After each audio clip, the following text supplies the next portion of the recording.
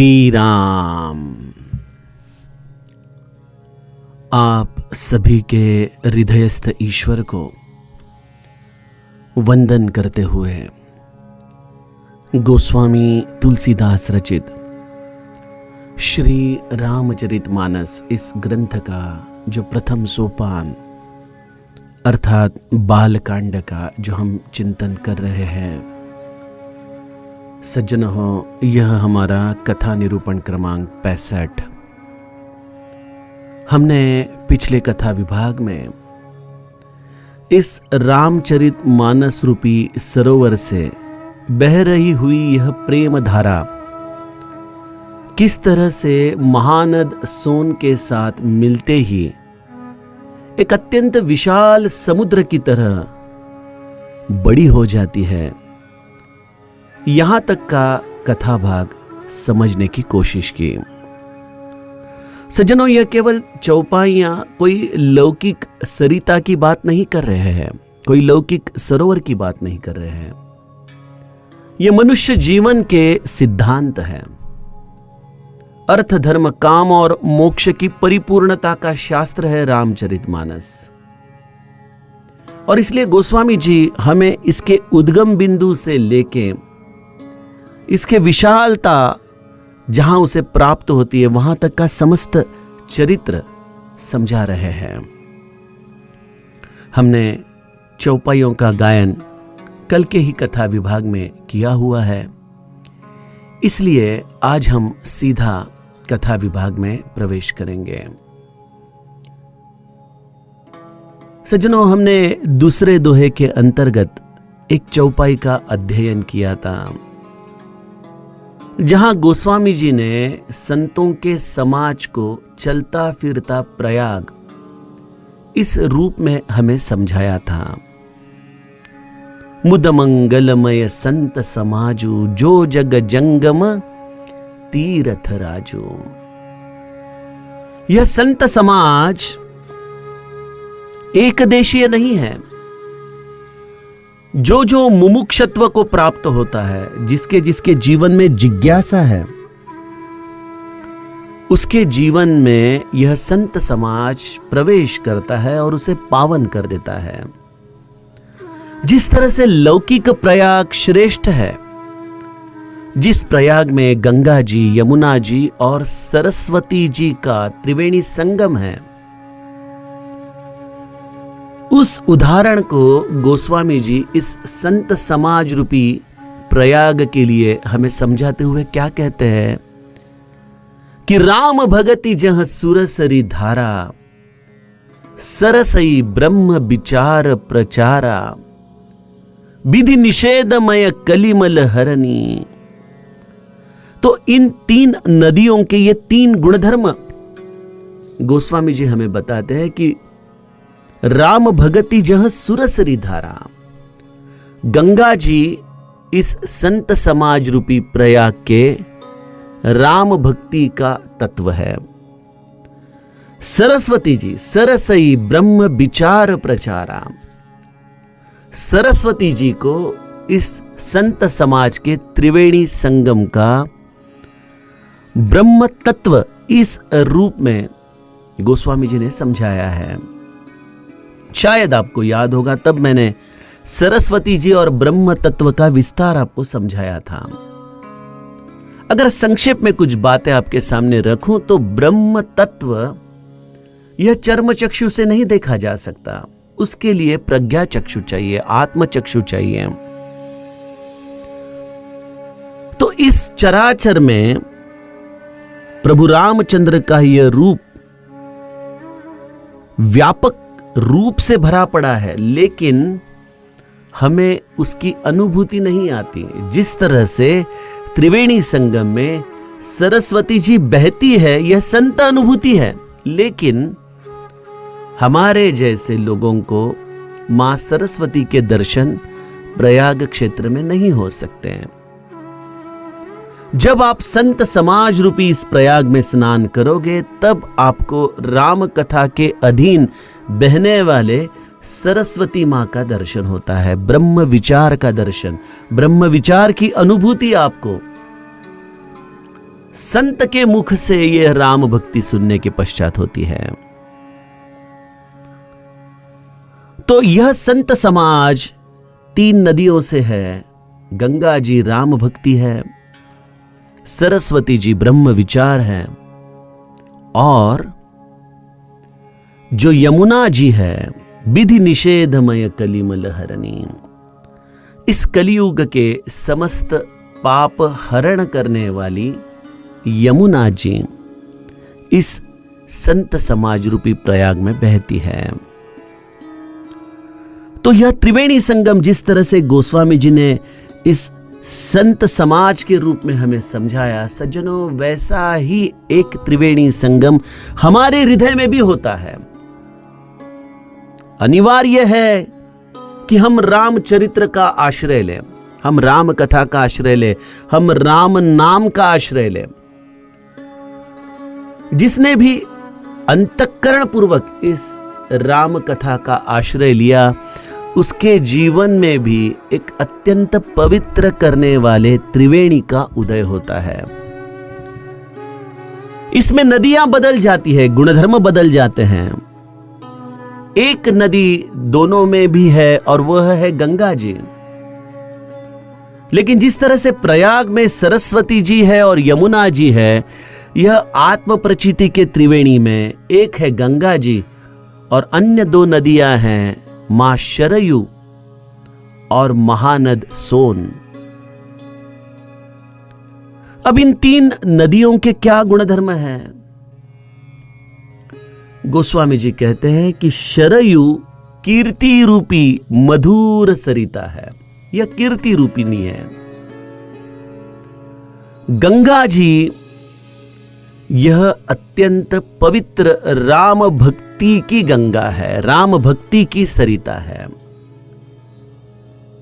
और तीसरी जो महानद सोन है, वह विशालता है, वह पवित्र यश है प्रभु रामचंद्र का।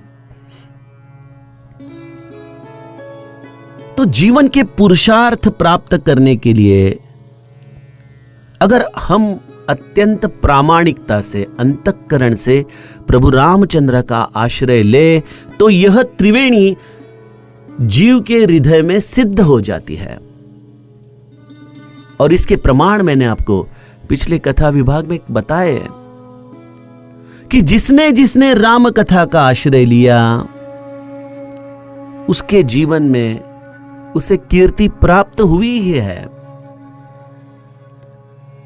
वाल्मीकि जी ने राम का आश्रय लिया तो वह आदि कवि हो गए, जगत मान्य हो गए। और देखिए, यह कीर्ति रूपी नदी एक ऐसी चमत्कारी नदी है कि जो आपके भूतकाल के समस्त पापों का हरण कर ले, आपकी स्मृति ही बिल्कुल विस्मरण में ले जाए। अन्यथा वाल्मीकि ऋषि को आज भी दुनिया वाल्या के रूप में कोसती रहती थी, लेकिन आज कोई वाल्मीकि ऋषि को यह डकैती था, यह वाल्या था, इस रूप में नहीं पहचानेगी। उनका शायद शब्द प्रयोग करे, लेकिन उस शब्द प्रयोग में भी एक आदर भावना है। तो इससे हमें जीवन में एक बहुत बड़ा आश्रय, एक बहुत बड़ा सूत्र मिल जाता है कि शायद आपके जीवन का अतीत, आपका भूत शायद अपकीर्ति का हो, शायद आपसे अपकृत्य हुए हो, लेकिन अगर आप ईश्वर के इस परम तत्व का आश्रय ले, तो आपके जीवन में यह कीर्ति रूपी शरयु आपके समस्त पापों का हरण कर लेगी और आपके कीर्ति का सुगंध सबको बताते बताते यह सरिता आगे बढ़ते जाएगी। फिर हमने इस शरयु का मिलन गंगा जी को होने की विधि भी समझने की कोशिश की कि कीर्ति होती है राम के आश्रय से। राम ते अधिक राम कर दासा, क्योंकि प्रभु रामचंद्र अपने दास को अपने से भी बड़ा बनाते हैं।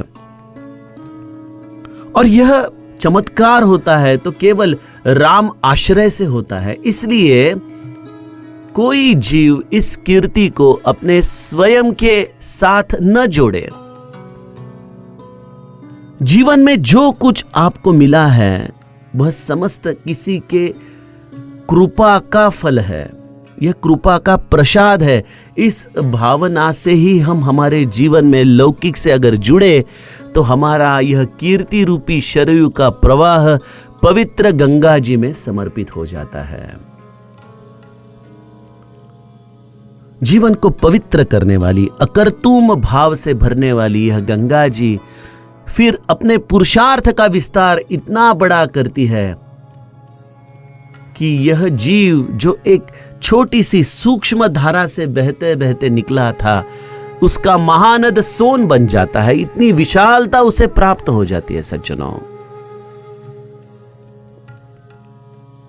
और गोस्वामी जी कहते हैं कि ऐसी यह त्रिवेणी हर जीव अपने अंतःकरण में अनुभव कर सकता है, इसे सिद्ध कर सकता है। और इसे सिद्ध करने की अगर कोई हमारे जीवन में अनुभूति है तो वह अनुभूति है त्रिविध ताप त्रासकति मुहानी। हमारे समस्त ताप हरण हो जाए, हमारे संकट नहीं मिटेंगे, घटनाएं नहीं बदलेगी, लेकिन इन संकट के साथ, इन घटनाओं से जो हमारे जीवन में क्षोभ उत्पन्न होता है, इस क्षोभ का हरण यह त्रिवेणी हमारे जीवन से कर लेगी। और फिर प्रश्न आता है कि यह महानद सोन अब कहां बहेगा? इतना विशाल यह पात्र अब किस तरफ बढ़ेगा? तो गोस्वामी जी कहते हैं राम स्वरूप सिंधु समूहानी। ऐसी यह त्रिवेणी गंगा जी, शरयू जी और महानद सोन की त्रिवेणी प्रभु रामचंद्र रूपी स्वरूप समुद्र की तरफ बढ़ती है, प्रभु रामचंद्र रूपी सिंधु की तरफ बढ़ती है। समर्थ रामदास मनोबोध में कहते हैं कि स्वधर्मेची चाले सदा उत्तमाचा।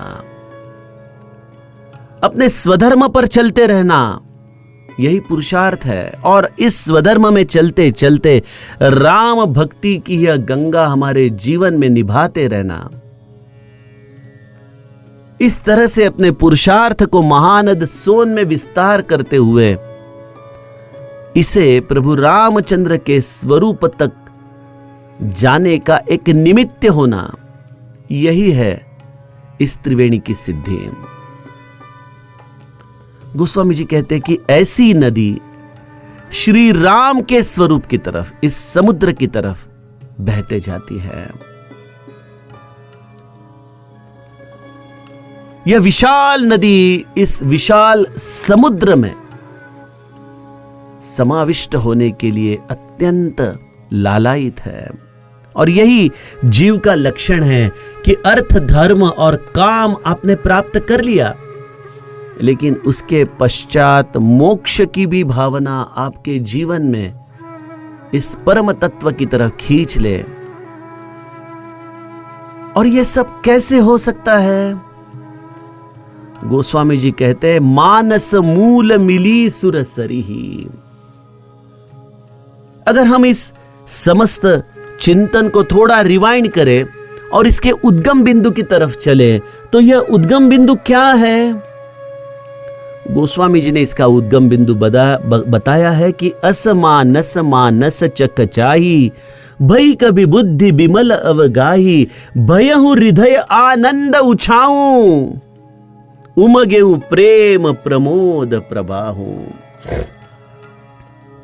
हमारे जीवन में जब हम इस मानस सरोवर में डुबकी लगाते हैं, हमारी बुद्धि निर्मल करते हैं, उसके पश्चात जो हृदय में आनंद निर्माण हुआ, जो हमारा हृदय उत्साह से भर गया, इस हृदय से यह प्रेम और आनंद का प्रवाह शरयू के रूप में बहने लगा।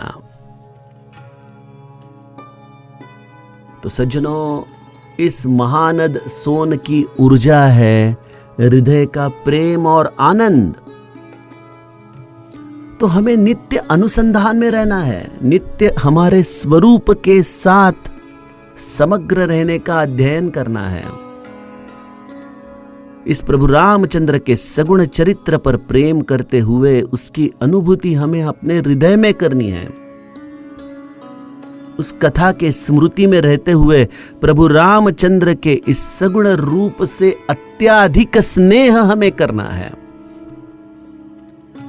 इस तरह से अगर हमारी यह प्रेम रूपी धारा हृदय से बहती रहे, तभी जाके महानद सोन राम स्वरूप सिंधु समूहानी, तभी जाके जिस तरह से हम पूजा घर में दिया जलाते हैं तो ये दिया का प्रकाश से समस्त पूजा घर आह्लादित हो जाता है। लेकिन इस प्रकाश के पीछे जो ईंधन है, जो तेल है, अगर वह खत्म हो गया तो यह प्रकाश भी कुछ ही क्षणों में समाप्त हो जाता है। तो जिस तरह से साधक को निरंतर यह तैलवात संभाल के रखनी है, उसी तरह से हमारे जीवन के समस्त पुरुषार्थ अगर हम प्रभु रामचंद्र रूपी सिंधु में समाहित करना चाहते हैं तो एक ही इसके लिए विधि है। हमारे जीवन में भयहु हृदय आनंद उछाऊं, उमगेऊ प्रेम प्रमोद प्रवाहूं। इस विचारधारा को हमारे हृदय में हमें अखंड प्रज्वलित रखना है। तो सज्जनों, यह है एक जीव के हृदय में सिद्ध हुई यह त्रिवेणी। गोस्वामी जी कहते हैं कि यह मूल है शरयू, जो आगे जाके राम भक्ति रूपी गंगा में मिलती है। इसलिए यह जो रामचरित्र रूपी सरोवर का जो मैंने आपके सामने निवेदन किया है, वह निवेदन और यह त्रिवेणी सज्जन के मन को अत्यंत पवित्र करती है। केवल इसके श्रवण मात्र से वह पवित्र हो जाता है। अब गोस्वामी जी हमें जिस तरह से नदी के उन्होंने गुणधर्म हमें गुणवत्ता के आधार पर समझाया, जैसे कि गंगा जी राम भक्ति है, शरयु कीर्ति रूपिणी है और महानद व्यापक है, विशाल है, उसी तरह से इन सरिता के बीच रहने वाली प्राकृतिक सृष्टि का भी आनंद गोस्वामी जी हमें बताने जा रहे हैं। देखिए, आप मां नर्मदा के किनारे जाओ तो मां नर्मदा का एक प्राकृतिक वैभव है। उस नदी के तट पर जो कंकर है, हर उस कंकर को शंकर माना जाता है। उसका अपना एक अद्भुत सौंदर्य है इस मां नर्मदा का। तो गोस्वामी जी कहते हैं कि हर उस सरिता का एक अपना प्राकृतिक वैभव होता है। कुछ नदी के अंतरंग में होता है, कुछ नदी के तट पर होता है। तो इस आत्म त्रिवेणी के तट पर क्या है, इस आत्म त्रिवेणी के प्रवाह में क्या सौंदर्य है, इस आत्म रूपी त्रिवेणी के अंतरंग में क्या क्या छिपा हुआ है, यह भी सब चिंतन का विषय है। गोस्वामी जी कहते हैं, बीच बीच कथा विचित्र विभागा, जनुसरी तीर तीर बन बागा। इस नदी के मध्य में भिन्न भिन्न प्रकार की विचित्र कथाएं हैं। जैसे नदी के तट पर वन और बाग हो, जो मन को प्रसन्न करे, मन को आनंद दे, इसी तरह इस राम कथा में भी आपको बीच बीच में कुछ विचित्र कथाएं मिलेगी। और यह बात तो सत्य है कि रामचरितमानस पढ़ते हुए जो शायद प्रथम बार ही इसका श्रवण कर रहा है, मेरे कई श्रोता है जिन्होंने रामचरितमानस का अभी तक अध्ययन नहीं किया था, श्रवण नहीं किया था, वो आके हमें कहते हैं कि हमने तो ऐसी राम कथा अब तक सुनी ही नहीं है। ये राम कथा इतनी गहन है, इतनी व्यापक है, इतनी सूक्ष्म है, इसका हमें कभी अंदाजा ही नहीं था। तो सज्जनों, यह किसी व्यक्ति की स्तुति नहीं है, यह इस ग्रंथ की महिमा है कि जिसने राम कथा में ऐसे ऐसे रंग, ऐसे ऐसे रस उत्पन्न किए हैं कि जो आपके मन को प्रसन्नता प्रदान करे, आपके मन को आह्लाद प्रदान करे। जैसे हम कोई वन और बाग को देखें तो बड़ा आनंद महसूस करते हैं, उसी तरह इस राम कथा में भी कई विचित्र कथाएं हैं। जैसे कि कुछ ही दिनों में हम आगे जाके नारद मोह प्रसंग सुनेंगे। उस प्रसंग की चर्चा करते हुए सबसे पहले तो मां पार्वती जी ही विस्मित हो गई, क्योंकि मां पार्वती जी यह जानकर चौंक गई कि देवर्षि नारद ने ईश्वर को शाप दिया, मेरे भगवान को शाप दिया। अरे देवर्षि नारद तो मेरे सद्गुरु हैं, वो ऐसा कैसे कर सकते हैं? तो इस विचित्र भावना से उन्होंने सबसे पहले महादेव जी को प्रार्थना की कि मुझे वो कथा बताइए कि मेरे सद्गुरु भगवान ने विष्णु भगवान को कैसे शाप दे दिया।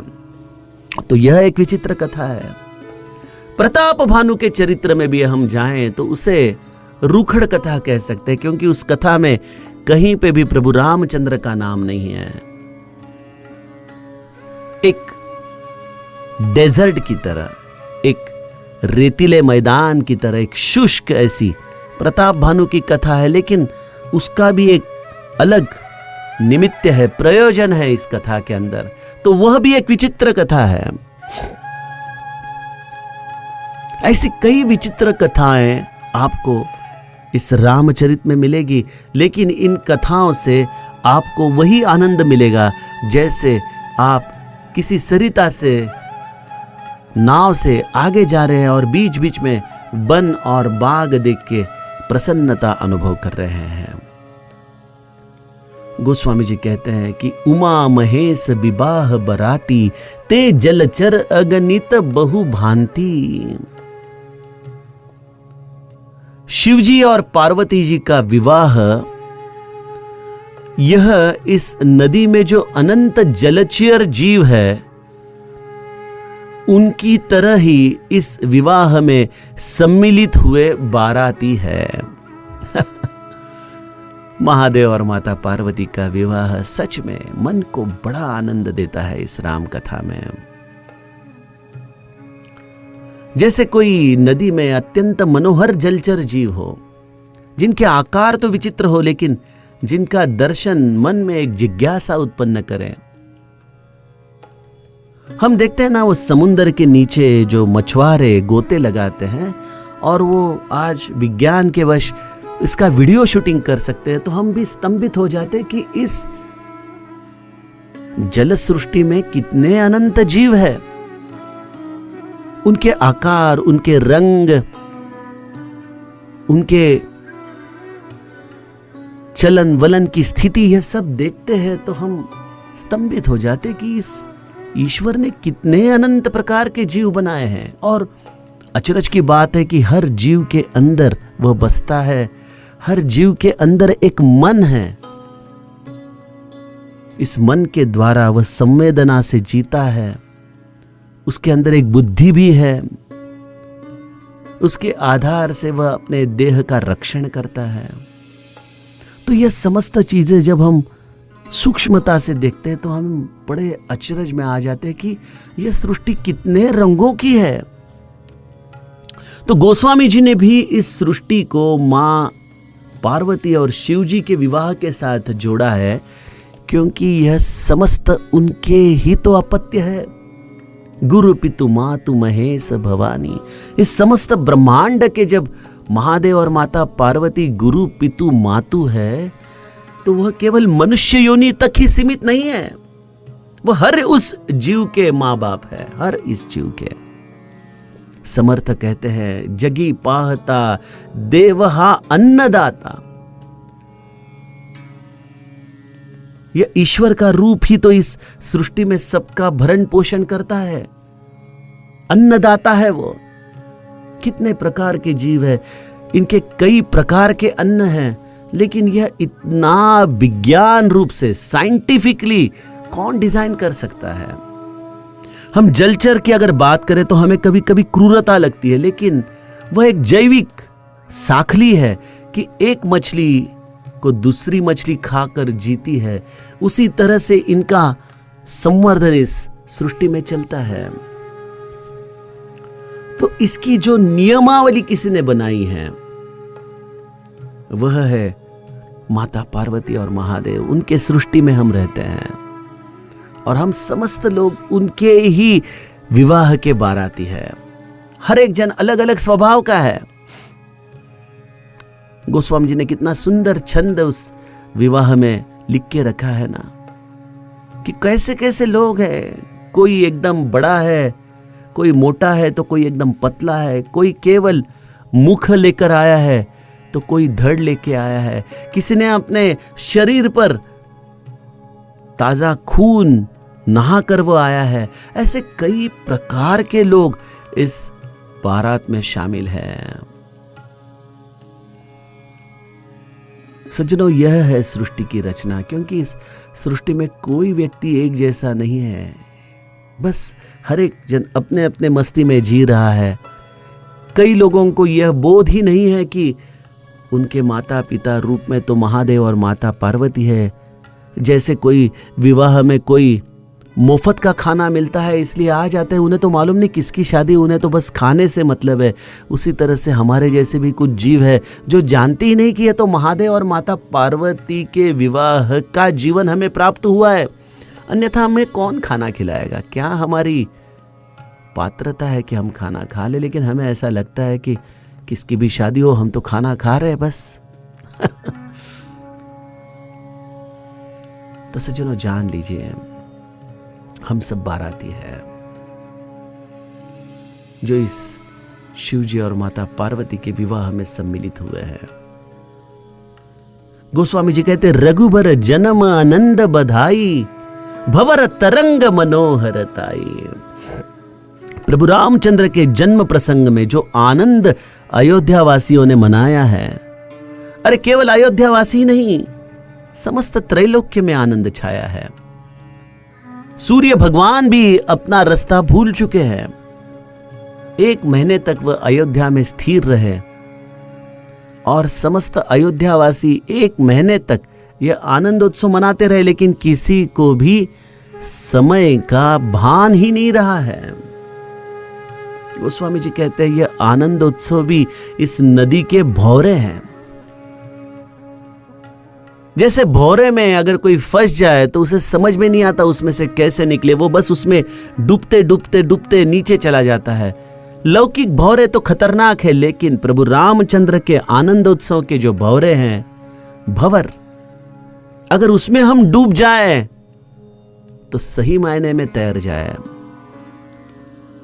क्योंकि ये भंवर जीवन में प्राप्त होना बड़ा कठिन है। बंदऊ बाल रूप सोई रामो, महादेव भी जिस बाल रूप की वंदना करते हैं, इस बाल रूप के प्रेम में जो जो संत गिरफ्त हो गए वो भंवर में अटक गए हैं, डूब गए बस।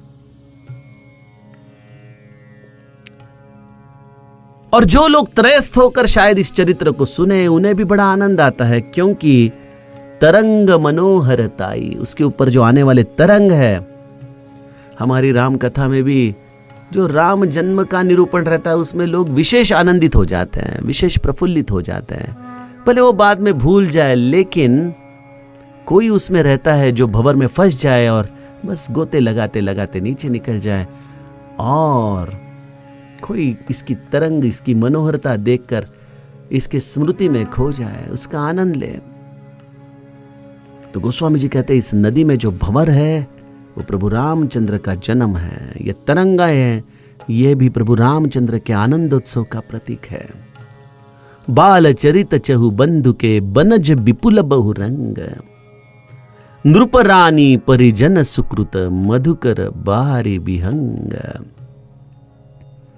इन चारों सुपुत्रों का जो बाल चरित्र है वह इस नदी में खिले हुए रंग बिरंगी कमल हैं। जो अनंत रंगों से खिले हुए हैं, ऐसे कमल, यह है इन 4 सुपुत्रों का बाल चरित्र।